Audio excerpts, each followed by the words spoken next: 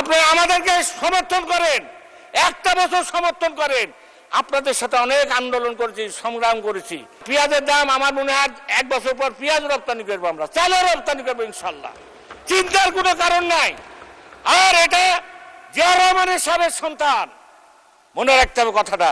জিয়া রহমান সাহেব যখন 1974 সালে এদেশে দুর্ভিক্ষ হয়, তখন এই জিয়া রহমান সাহেবই এদেশের মানুষকে 2 বেলা ভাত খাওয়াইছিল, মানুষের মুখে হাসি ফুটাইছিল। তারই উপযোগ্য সন্তান আমাদের তারেক রহমান সাহেব এই ঘাটতি বাজেট ইনশাল্লাহ পূরণ করবে, যেখান থেকে হোক আইনি পূরণ করবে, আপনারা ঘাবড়ায়েন না।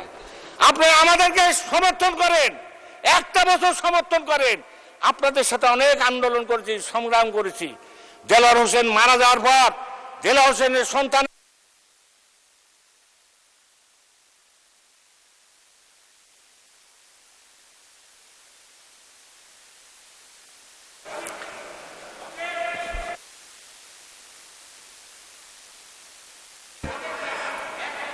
মাননীয় সদস্য, আপনার সময় উত্তীর্ণ হয়েছে, বসেন।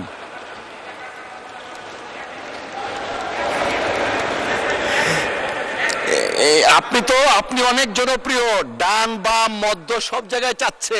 ঠিক আছে, 2 মিনিটের মধ্যে শেষ করেন, 2 মিনিট। আচ্ছা, ভূমিমন্ত্রী নাই, ইন্ডিয়া থেকে যে লোকগুলো আসছে ভারত থেকে, তাদের জমি আজ পর্যন্ত রেজিস্ট্রেশন হয়নি, এখন পর্যন্ত রেজিস্ট্রেশন হয়নি। এই জমিগুলো রেজিস্ট্রেশন করার আপনার মাধ্যমে ভূমিমন্ত্রীকে খুব তাড়াতাড়ি যাতে রেজিস্ট্রি হয়, তার জন্য আমি অনুরোধ করছি। এটা হলো আমার অনুরোধ। এই বিষয়টা অনেক দিন দীর্ঘ হয়ে যাচ্ছে, এটা করবেন। আর আমার এলাকার সারিয়া বলে এক লোক ছিল আপনার মন্ত্রী, তার বিচার কি বাংলাদেশের মাটিতে হবে? হওয়ার সুযোগ আছে? সে লুটেরা, তার বাপ ছিল একটা পিয়ন, সে হাজার হাজার কোটি টাকার মানুষ কোত্থেকে হলো। তার মেল কারখানা এখনো চলছে, তার ব্যবসা বাণিজ্য চলছে, তার হসপিটাল চলছে।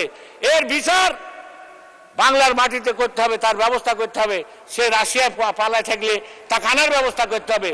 তার দ্বারা আমরা নির্যাতিত, তার কারণে আমার মাকে হারাইছি, আমার বউকে আমি দেখতে পারিনি। অতএব এই বিচার যাতে খুব শীঘ্র হয় তার ব্যবস্থা করতে, মাননীয় স্পিকার।